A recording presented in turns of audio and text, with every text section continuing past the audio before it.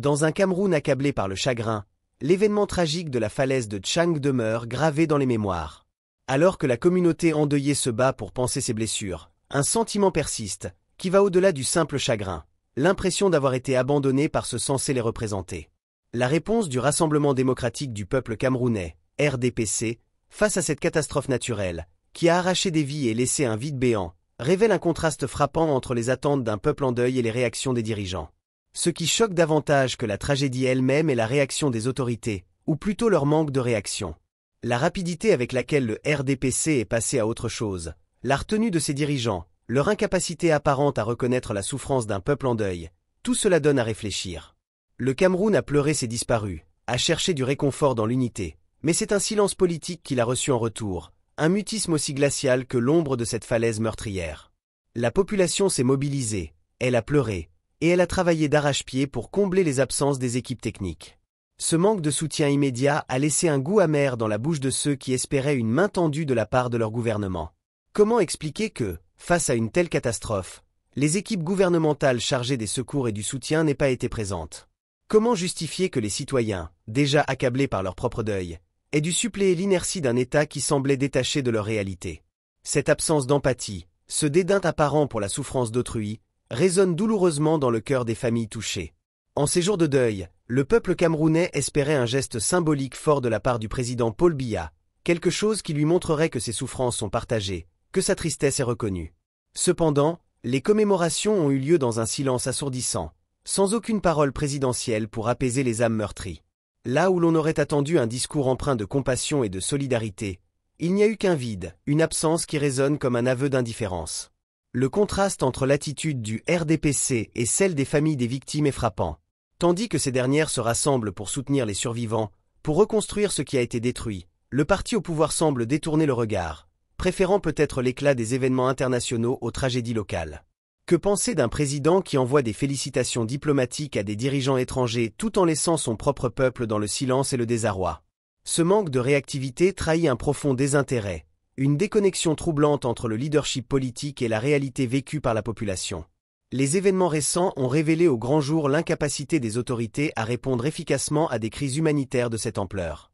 Tandis que les habitants de Tchang s'organisaient pour venir en aide aux victimes, pour déblayer les décombres et chercher des survivants, les structures étatiques brillaient par leur absence. Il n'y avait ni équipe spécialisée, ni dispositif de secours organisé, rien qui puisse soulager les efforts de la communauté. Et dans cette absence, la population a dû se rendre compte que le soutien dont elle avait besoin ne viendrait pas de l'État. La douleur des familles endeuillées et la mobilisation de la communauté auraient dû être une occasion pour le RDPC de démontrer un engagement sincère envers ses citoyens. Pourtant, cette tragédie a surtout mis en lumière le fossé grandissant entre un parti dévoué à ses propres célébrations et un peuple qui, lui, doit composer avec les conséquences de l'indifférence. Comment justifier cette insensibilité, ce manque flagrant d'empathie qui semble se répéter chaque fois que le pays traverse une période difficile? Une minute de silence ne peut suffire à combler le vide laissé par l'absence d'un soutien tangible, d'une présence humaine et chaleureuse aux côtés de ceux qui souffrent.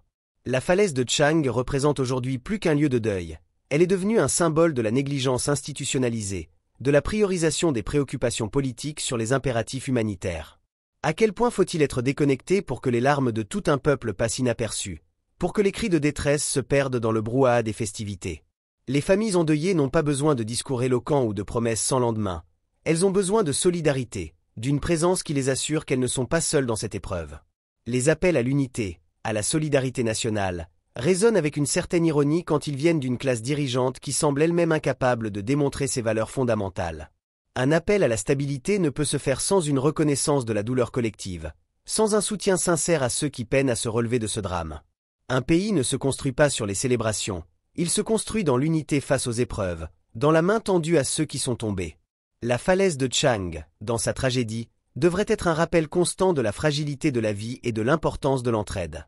Pourtant, ce qu'elle a révélé, c'est un manque de préparation, un désintérêt inquiétant pour les souffrances humaines.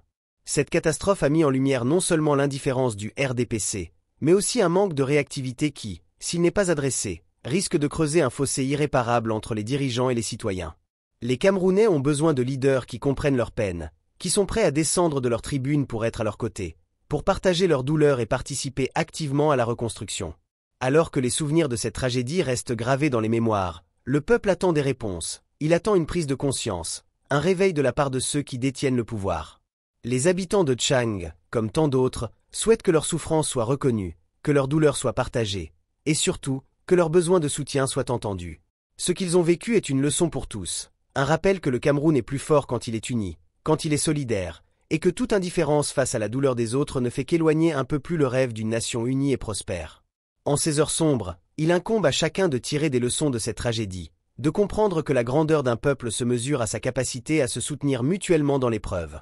Les dirigeants du RDPC ont aujourd'hui l'occasion de redéfinir leur vision, de démontrer que leur engagement envers le peuple n'est pas qu'un discours, mais une réalité tangible, un engagement qui se voit dans leurs actes et non dans leurs mots. La falaise de Tchang est une blessure ouverte, une douleur partagée, et si les dirigeants veulent éviter que cette blessure ne devienne une cicatrice profonde, il leur faudra bien plus que des promesses pour restaurer la confiance d'un peuple meurtri. Alors que cette chronique se termine, une réalité s'impose. Le Cameroun est à un tournant crucial. La réponse du RDPC face au drame de Tchang révèle des failles profondes dans la gouvernance, des lacunes dans la compassion et un éloignement préoccupant entre les dirigeants et les citoyens. Ce manque d'empathie laisse entrevoir un besoin urgent de réforme, de recentrage sur les besoins humains avant les impératifs politiques. Cette crise, douloureuse et marquée par des vies brisées, doit servir de signal d'alarme pour des changements réels et sincères. Ce que les citoyens attendent, ce ne sont pas seulement des réformes structurelles mais des réformes de cœur, un leadership qui se soucie véritablement des personnes, de leurs joies comme de leurs peines.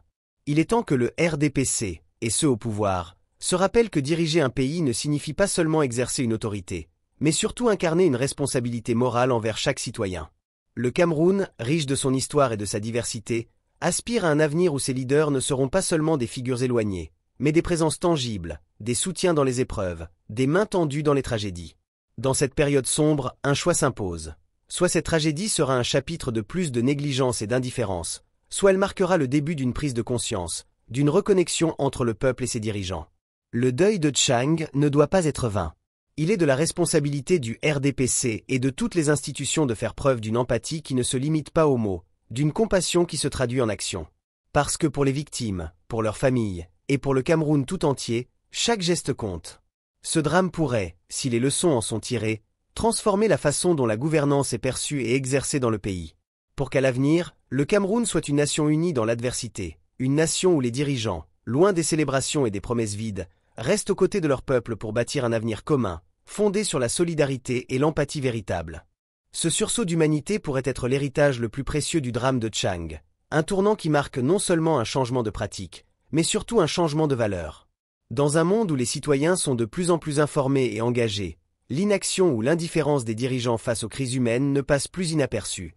Il est temps que le RDPC, tout comme les autres institutions, incarne des principes de transparence et d'intégrité, en répondant aux besoins réels de ceux qu'ils gouvernent.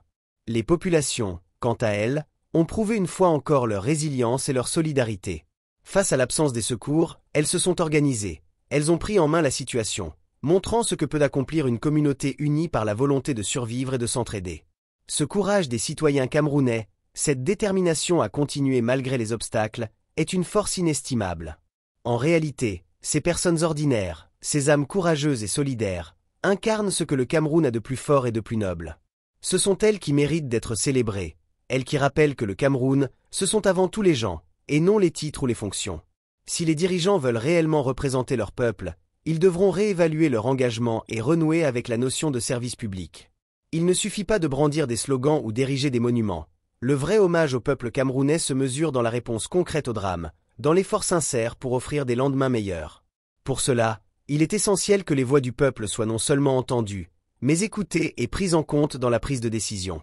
Ainsi, à Tchang, une page sombre a été tournée, mais il est encore temps d'écrire les lignes suivantes avec compassion, dignité et espoir. Un Cameroun plus juste, plus humain, est possible, mais cela nécessitera un réveil des consciences, un leadership transformé et une véritable empathie des gouvernants. Au-delà de la douleur, il est encore temps de reconstruire, de se relever et de redéfinir les priorités du pays en mettant au premier plan la dignité humaine, la compassion et l'engagement envers chaque citoyen.